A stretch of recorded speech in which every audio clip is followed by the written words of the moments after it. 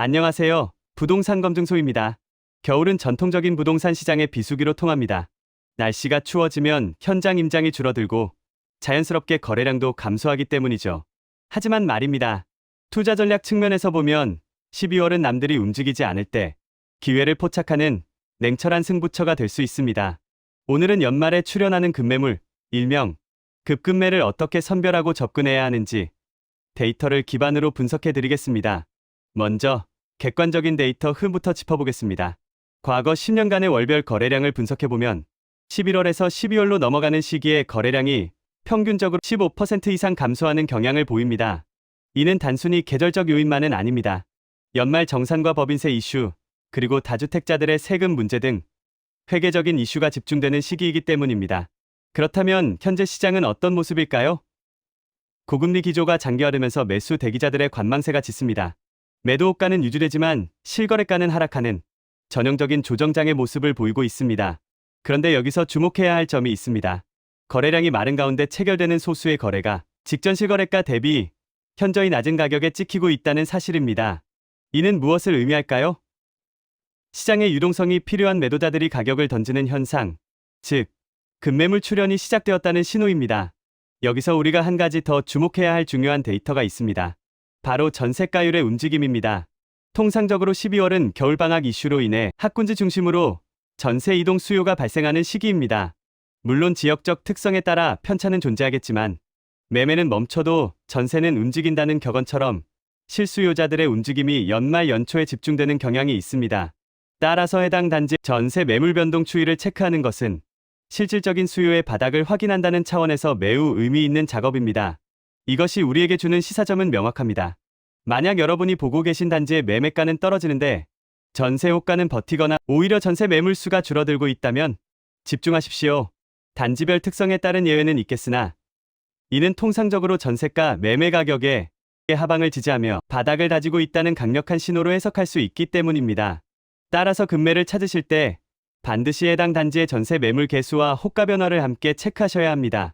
전세 매물이 줄어드는 곳에서 나오는 매매 급매물이야말로 안전마진이 확보된 진정한 알짜 매물이기 때문입니다.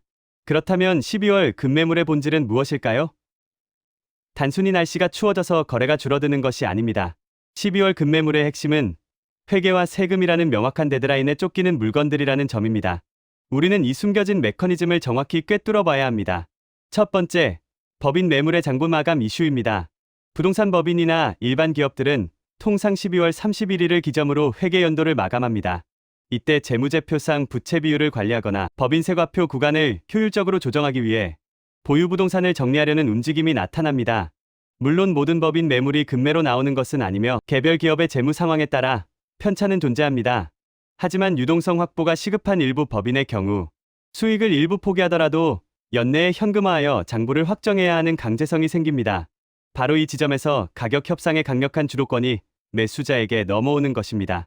물론 법인마다 재무 상황과 결산 방식이 다르므로 꼼꼼한 확인은 필요합니다. 두 번째, 다주택자의 양도세 손익 통산 전략입니다. 실전 투자에서 가장 주목해야 할 포인트입니다. 올해 이미 다른 부동산 처분으로 상당한 차익을 거둔 투자자라면 세금 부담을 줄이기 위해 현재 마이너스인 자산을 12월 31일 이전에 매도하여 일부러 손실을 확정지으려는 유인이 발생합니다. 이익과 손실을 합산하면 최종적으로 납부해야 할 세금 규모가 대폭 줄어들기 때문입니다. 즉, 이러한 매물은 단순한 손절이 아니라 절세 목적으로 연내 손실 확정을 노리는 계산된 매도 물량입니다. 우리는 이들의 급박한 타임라인을 역이용해야 합니다. 이해를 돕기 위해 구체적인 숫자로 시뮬레이션을 돌려보겠습니다. 여기 올해 상반기에 강남 아파트를 팔아서 양도차익 5억 원을 남긴 투자자 A씨가 있습니다. 이분이 내야 할 양도소득세는 지방소득세를 포함해 대략 2억 원이 넘습니다. 그런데 A씨가 보유한 지방 아파트 하나가 현재 1억 원 손실 중이라고 가정해봅시다. 만약 A씨가 이 지방 아파트를 해가 넘어가기 전인 12월 31일까지 팔지 않으면 내년에 2억 원의 세금을 고스란히 내야 합니다. 하지만 12월 안에 이 아파트를 손해보고 팔아서 전체 수익을 4억 원으로 줄인다면 세금은 확 줄어듭니다. 결과적으로 A씨 입장에서는 지방 아파트를 시세보다 5천만 원 더 싸게 급매로 던져도 세금 절감분이 더 크기 때문에 남는 장사가 됩니다. 이것이 바로 멀쩡한 아파트가 12월에만 말도 안 되는 가격에 튀어나오는 수학적인 이유입니다. 우리는 바로 이 계산기를 두드리고 있는 매도자의 심리를 파고들어야 합니다. 다만 이 계산은 이해를 돕기 위한 일반적인 예시일 뿐입니다.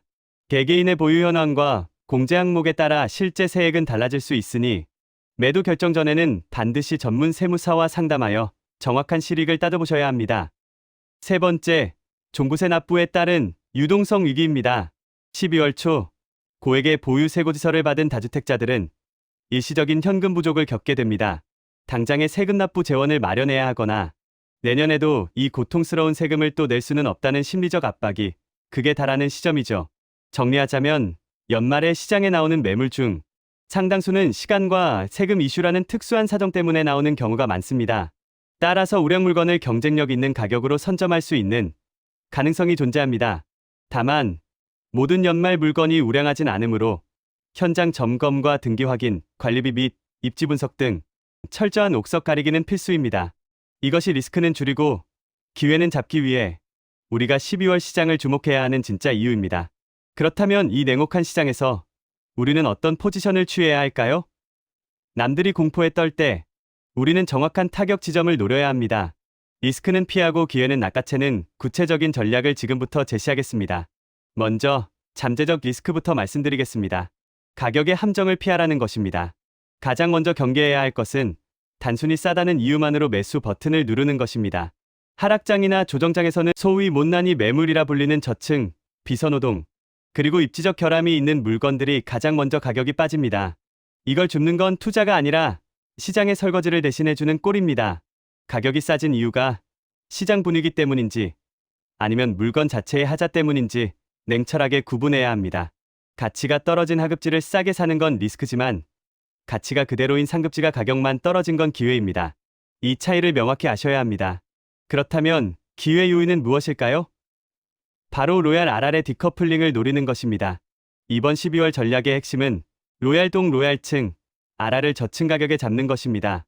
평소 상승장에서는 절대 콧대를 낮추지 않던 로얄 매물들도 12월의 세금 이슈 앞에서는 무릎을 꿇습니다.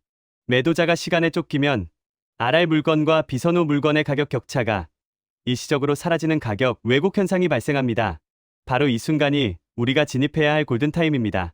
그렇다면 현장에 나가기 전에 방구석에서 진짜 급매를 1차로 필터링하는 방법도 알려드리겠습니다. 네이버 부동산을 켜시고 매물 성격을 분석해야 합니다. 첫째, 세안고 매매 물건 중 만기가 6개월 이내로 남은 물건을 찾으십시오. 이 경우 매도자는 임차인 보증금을 반환해야 하는 압박감에 시달리고 있을 확률이 높습니다. 즉, 가격 협상이 가장 잘 먹히는 타깃입니다. 둘째, 매물 설명란에 주인거주 또는 입주 가능이라고 적혀 있는데 현재 공실인 매물을 주목하십시오. 비어있는 집은 매도자가 매달 관리비와 대출 이자를 생으로 내고 있다는 뜻입니다. 시간이 갈수록 매도자의 마음은 타들어갈 수밖에 없습니다. 셋째, 같은 동 같은 평수인데 가격 차이가 10% 이상 나는 물건들을 리스트업 하십시오.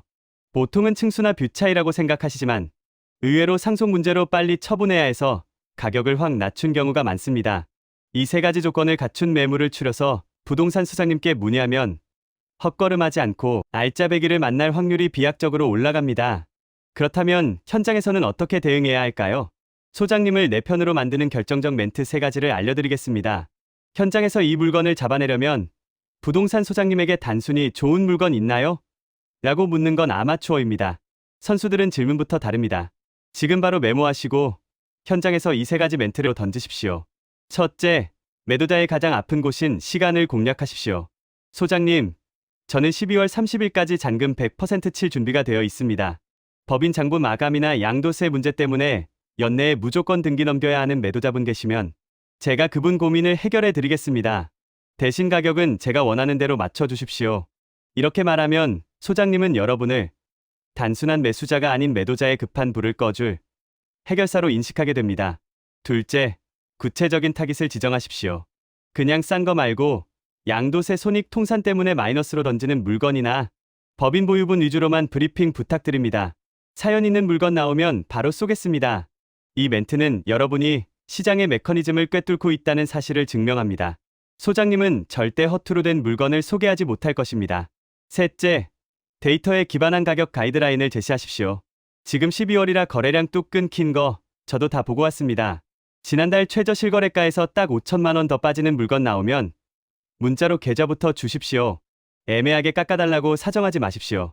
거래가 마른 시장 상황을 역이용해 명확한 가격 앵커를 박아놔야 협상의 주도권을 줄 수 있습니다. 기억하십시오. 부동산은 기세입니다. 12월이라는 특수한 시간적 환경과 이 세 가지 멘트를 무기로 철저히 매수자 우위의 포지션을 점하시길 바랍니다. 부동산 투자는 남들이 환호할 때 경계하고 남들이 공포를 느낄 때 용기를 내는 것입니다. 12월의 찬바람은 준비된 자에게는 기회의 바람이 될 것입니다. 시장의 소음에 흔들리지 말고 본질적인 가치와 가격의 괴리를 포착하시길 바랍니다. 지금까지 부동산 검증소였습니다.